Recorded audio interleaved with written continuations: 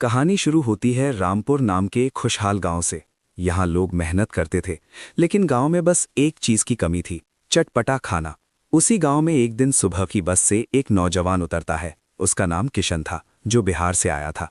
कंधे पर पुराना बैग और आंखों में कुछ बड़ा करने का सपना। किशन गांव के चौराहे पर खड़ा होकर चारों ओर तरफ देखता है और गांव के फीके पन्ने को महसूस करता है। उसने जान लिया था कि रामपुर को जिस चटपटे स्वाद की जरूरत है, वो उसके पुराने बैग में छिपा है। पर करूं क्या? खेती मुझे आती नहीं और मजदूरों का काम मुझसे होता नहीं। राम राम काका, मैं परदेसी हूं, काम की तलाश में आया हूं। क्या यहाँ कोई काम मिलेगा? मैं मेहनत करने से नहीं डरता। अरे बेटा, यहाँ तो सब अपना अपना काम करते हैं, खेती बाड़ी है या फिर दुकानें। तो तुम क्या कर सकते हो? तुम्हारे हाथ तो बड़े नरम लग रहे हैं। काका, हाथ नरम जरूर हैं, पर इनमें जादू है। मैं खाना बहुत अच्छा बनाता हूँ, खासकर हांडी बिरयानी। ऐसी बिरयानी कि खाने वाला उंगली चाटता रह जाए। हाँ बेटा, ये गांव है, यहाँ लोग दाल रोटी और चोखा बाटी खाते हैं। जोखिम तुम्हारा है, शायद चल जाए या शायद भूखे मर जाओ।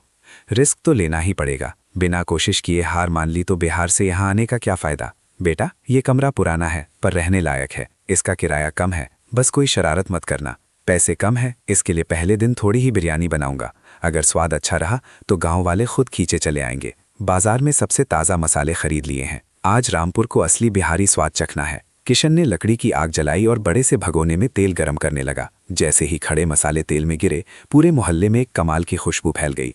चावल दम पर हैं। अब बस मेरा ये सीक्रेट बिहारी मसाला अपना काम करेगा। शाम होते ही चौराहे पर किशन ने अपना ठेला सजाया। बोर्ड पर लिखा था, स्पेशल दम बिरयानी। भाई, देखने में तो ठीक है, पर स्वाद कैसा होगा? चलो चेक कर ही लेते हैं। ओए होए भाई, ये क्या खिला दिया? ऐसा स्वाद तो शहर के बड़े होटल में भी नहीं मिलता। बस फिर क्या था, देखते ही देखते किशन का ठेला पूरे रामपुर में मशहूर हो गया। उसी गांव में दो जिगरी यार रहते थे, राजू और फरहान।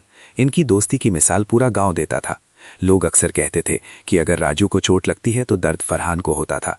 दोनों हमेशा साथ घूमते, साथ खाते और साथ मस्ती करते। फरहान भाई, ये नई खुशबू कहाँ से आ रही है? पेट में चूहे दौड़ने लगे हैं यार। हाँ यार राजू, लगता है वो नया बिहारी वाला ठेला है। चल आज ट्राई करते हैं, सुना है बहुत चटपटा बनता है। भाई बिहारी बाबू, 2 प्लेट लगाओ, लेकिन मसाला थोड़ा तेज रखना, हम दोस्तों को तीखा पसंद है। बिल्कुल भैया, अभी लीजिए। बस फिर क्या था, बिरयानी खाने की देर थी, वो किशन के फैन हो गए।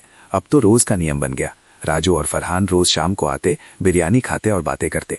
लेकिन कहते हैं ना, वक्त और हालात हमेशा एक जैसे नहीं रहते।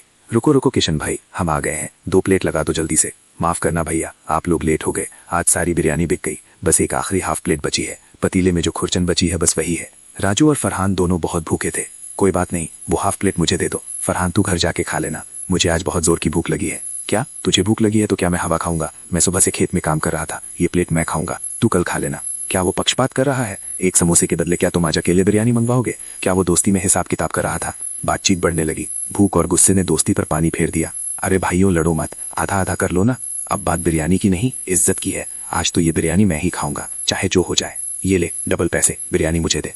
दोनों दोस्तों के बीच बोली लगने लगी। गांव वाले तमाशा देखने लगे। ठीक है फरहान, रख ले अपनी बिरयानी, आज के बाद दोस्ती खत्म। राजू चला गया। फरहान ने प्लेट वहीं फेंक दी और वो भी चला गया। कुछ दिन बीत गए। राजू और फरहान अब अलग अलग रास्ते से जाते थे।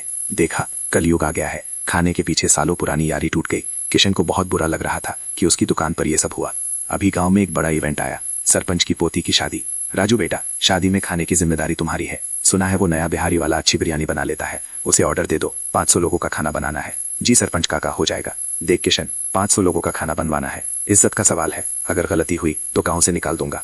किशन खुश हो गया, ये उसका अब तक का सबसे बड़ा ऑर्डर था। फरहान के दिमाग में शैतान जाग गया। उसे लगा कि अगर खाना खराब हुआ तो बेइज्जती राजू की होगी। किशन भाई सुनो। अरे फरहान भाई आइए, आज तो बड़ा दिन है। हाँ बड़ा दिन तो है, देखो मैं सीधी बात करूंगा, ये लो 10,000 रुपए। इतने पैसे किस लिए? तुम्हें आज गायब होना है, या फिर खाने में इतना नमक डाल दो कि कोई खा ना सके। राजू की नाक कटनी चाहिए। किशन गरीब था, 10,000 रुपए उसके लिए बहुत बड़ी रकम थी। ठीक है भैया, जैसा आप कहो। आज राजू गांव वालों को क्या मुंह दिखाएगा? शाम हो गई, बारात आने वाली थी। राजू परेशान था क्योंकि किशन अभी तक नहीं आया था। किशन कहाँ रह गया? अगर खाना नहीं बना तो मैं बर्बाद हो जाऊंगा। मर गया आज तो सरपंच मुझे जिंदा नहीं छोड़ेंगे। मेरी वजह से गांव की नाक कट जाएगी। राजू भाई, डरना मना है।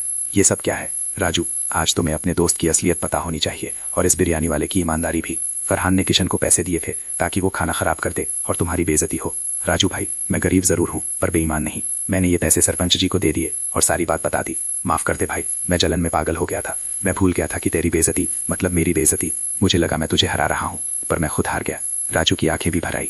चलो भाइयों, अब मिलके ऐसी बिरयानी बनाएंगे कि पूरा गांव उंगली चाटता रह जाए। पर ले, एक बिरयानी के लिए तो दोस्ती बेचने चला था। अगर तुझे इतना गुस्सा था तो मुझे 2 गाली दे देता, पर गांव की इज्जत से क्यों खेल रहा था? देखो बच्चों, गुस्सा वो माचिस की तीली है जो दूसरों को जलाने से पहले खुद चलती है। आज इस परदेसी किशन ने तुम दोनों को दोस्ती का मतलब सिखाया है। उस रात शादी में किशन ने ऐसी बिरयानी बनाई कि बारातियों ने भी तारीफों के पुल बांध दिए। राजू और फरहान ने एक ही प्लेट में बिरयानी खाई, बिल्कुल पहले की तरह, और उस दिन के बाद गांव में कोई भी लास्ट प्लेट के लिए नहीं लड़ा। सीख, दोस्ती में अहंकार और गुस्सा जहर का काम करते हैं। असली दोस्त वही है जो गलती होने पर सुधार दे। दोस्ती निभाए, गुस्सा नहीं। देखते रहिए स्माइल टून किड्स कहानियां। सब्सक्राइब कर लो।